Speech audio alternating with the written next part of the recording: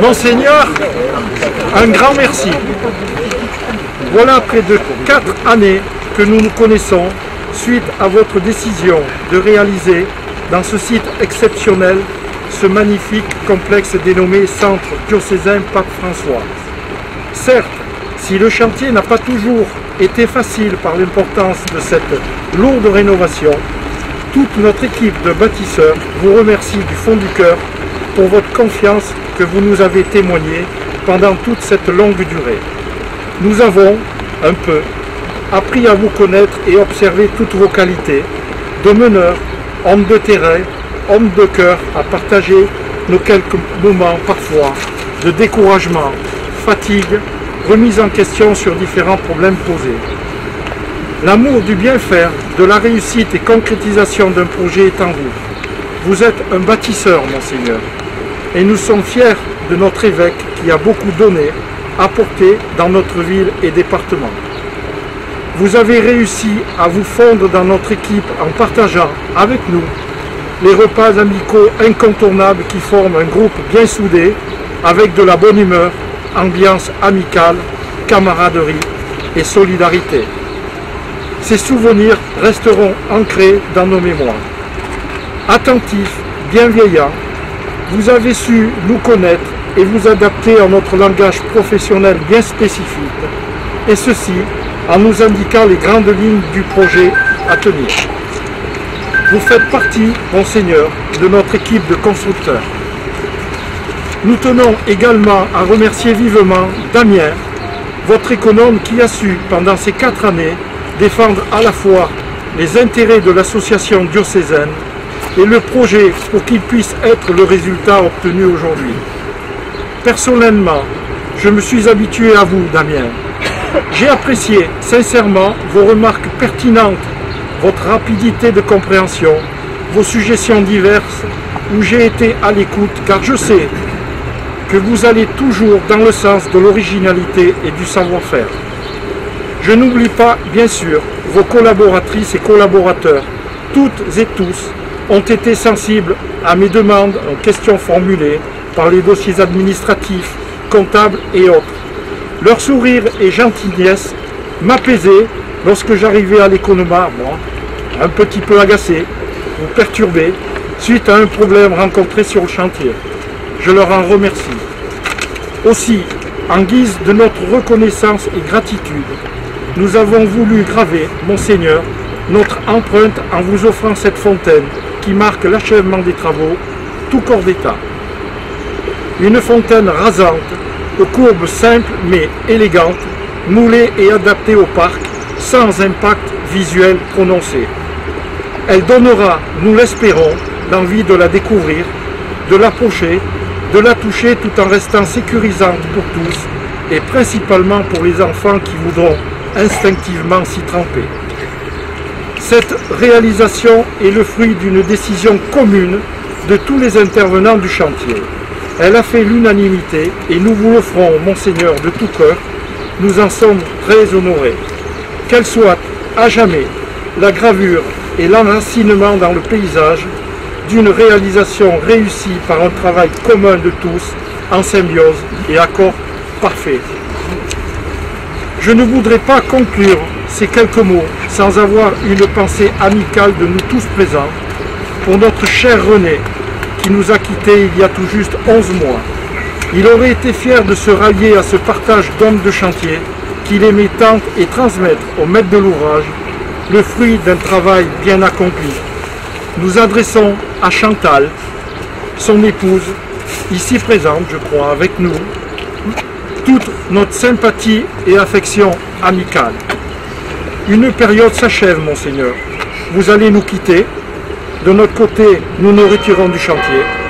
Nous garderons ce souvenir inoubliable. Cette œuvre est la vôtre.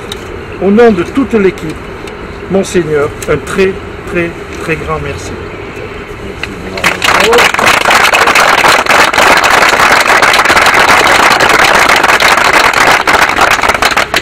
Cher Robert, je vois que vous avez été beaucoup plus sérieux que moi parce que vous avez préparé un beau discours. Je ne sais pas. Moi, je n'ai pas écrit, mais je peux exprimer ce que je porte dans le cœur en ce moment, au moment effectivement où vous l'avez évoqué, je vais quitter mes fonctions dans le diocèse. Ça ne veut pas dire pour autant que je vais quitter le département, parce que pendant ces années que j'ai passées avec vous, je me suis évidemment attaché à la fois à ce lieu, mais aussi à un certain nombre de personnes avec qui j'ai collaboré, que j'ai croisé.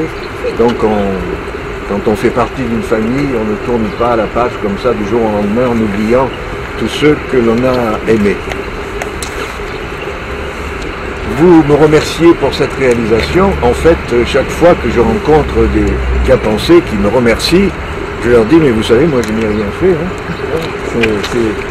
C'est vous tous qui avez fait. C'est grâce à la compétence des uns et des autres, qu'il s'agisse de ceux qui ont collaboré, travaillé autour de Damien Brédis, tous ceux qui ont travaillé à vos côtés, l'ensemble des corps de métier qu'on a pu réaliser au cœur même de la ville de Gap, eh bien, à la fois ce parc et puis tout ce qui le rend encore plus attrayant, et notamment cette fontaine que vous avez eu la délicatesse de nous offrir et pour laquelle je tiens à vous exprimer toute ma reconnaissance.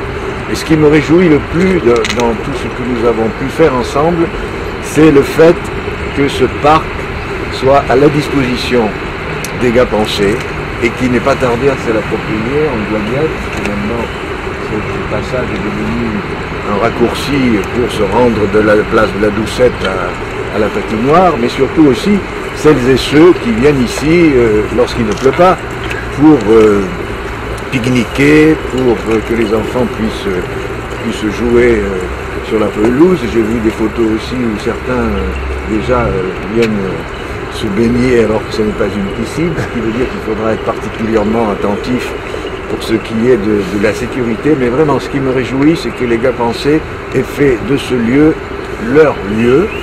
Et c'était au départ, vous vous en souvenez, quand on en avait parlé, c'était vraiment ce que je souhaitais. Je ne voulais pas que ce soit un lieu d'église fermé.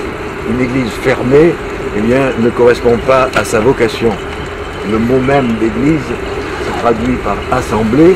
Eh bien, l'assemblée accueille à la fois ceux qui se reconnaissent en Jésus-Christ et qui ont la foi, mais aussi ceux qui partagent la même vie sur une même terre, dans une même ville, qu'ils soient croyants, qu'ils ne soient pas croyants, qu'ils soient croyants d'autres religions. Je crois qu'aujourd'hui, plus que jamais, l'actualité nous montre que nous devons considérer les différences comme une richesse et non pas comme quelque chose qui doit nous séparer. Vous savez, je radote parfois, mais je prends toujours très souvent l'exemple d'un orchestre.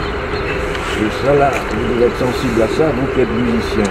S'il y avait dans un orchestre que des saxophones ou que des violons, bon, après tout, pourquoi pas. Mais ce qui fait la beauté d'un orchestre, c'est bien la diversité des instruments. Chaque instrument apporte ce qu'il est, la personnalité, la qualité de l'instrument. Et pourtant, quand on est dans un orchestre, chaque musicien n'interprète pas le morceau qu'il a envie d'interpréter. L'ensemble des instruments est au service d'une même œuvre. Mais je pense que c'est un peu ce que nous avons à vivre les uns et les autres, quelles que soient nos différences, quelles que soient nos options, qu'elles soient politiques, idéologiques ou religieuses. Nous avons à faire grandir entre nous l'humanité, faire en sorte que les uns et les autres, nous nous respections et nous nous enrichissions de ce qui fait que nous sommes différents. Et bien voilà ce que je souhaiterais vraiment que nous continuions à vivre. Vous avez évoqué, et je suis heureux de le faire aussi, bien sûr, René Cholozan, avec qui s'était établi entre lui et moi une complicité.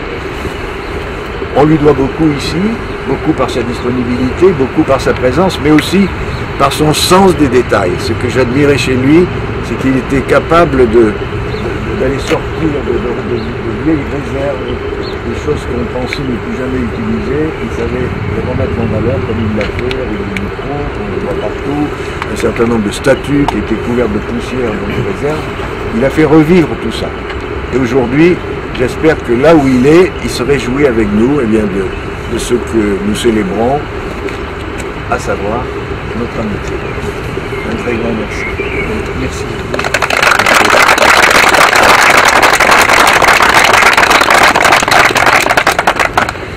Maintenant, on va essayer de la faire fonctionner.